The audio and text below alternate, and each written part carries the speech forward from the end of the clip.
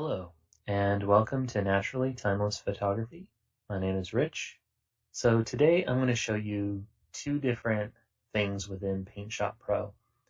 First, we need to bring in a photo, and that's what I'm going to show you how to do, is to bring a photo directly into PaintShop. So you could start editing it within this particular module. And then after we get our photo in, I'm going to show you how to use the pan and zoom tool that's located right here. So first off, I like editing a photo in another program from RAW. So I already own Lightroom, so I like editing my photos in there. First off, I could change the contrast, the color, make sure everything's tweaked just right. So once we got our photo edited the way we want to in a RAW program, we would then save it as a JPEG, and then we would bring it into a program like this if we want to do some further editing, making it a little more artistic, or maybe we're using it for a web design or something. So we bring it into PaintShop Pro and take care of that. And what Corel has done for us is they've made it very easy for us to know what we're supposed to do. So right here it says very simply what we're going to do. Drag a photo or image file here to open the file for editing. So that's what we're going to do. I've already saved my file. I have it opened up, but it's just minimized. And I go down here, find the file, and I click on it, do a left click, and I drag it up while I'm holding the left mouse key. And then I just drop it right here. And that opens up the file for us. Now that we have a photo loaded into PaintShop, we can now start editing it.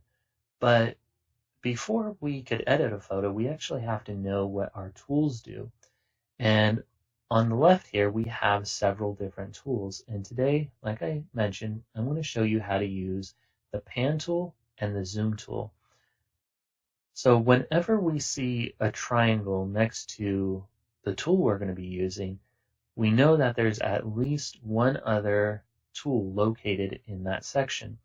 So if we click on the triangle right here next to the pan tool, it'll pop up pan and zoom. So those are our two tools that are located in this section.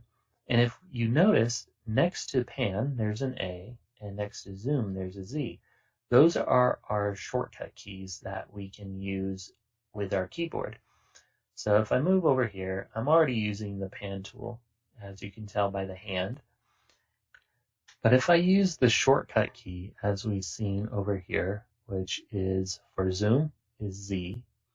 So I'm going to go over here and I'm going to click Z on my keyboard. And if you notice, the hand turned into a magnifying glass.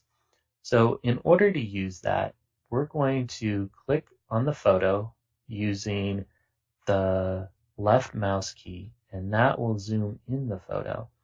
And if you notice, we click the right mouse key, it will zoom the photo outwards. And one more time to the left, and it zooms in back to where we started. Now there's also a unique feature with the zoom. You could zoom in and out by using your mouse's scroll. So you could scroll in and out, and that allows you to zoom in and out of the photo as well. Now I'm going to show you two more things. So we're going to go back to the pan, and in order to get to the pan tool, we're going to just hit the shortcut key, which is A, and that switches us to the pan tool. So right now we're zoomed into the photo a little bit, but watch, I'm still in the pan mode, but if I use my mouse's scroll, I can actually still zoom in and out of the photo without actually having to go to the zoom tool. So I'm going to zoom in kind of tight with the photo.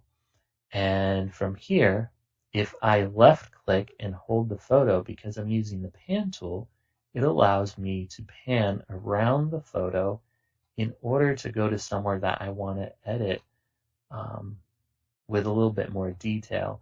So there might be something small that I want to take out of the photo or adjust in the photo, and this allows me to do that a little easier. If I was just using this to take out blemishes in the photo, or there's little spots on the photo, I could use this zoom and pan technique in order to be able to see those spots and take them out a little easier.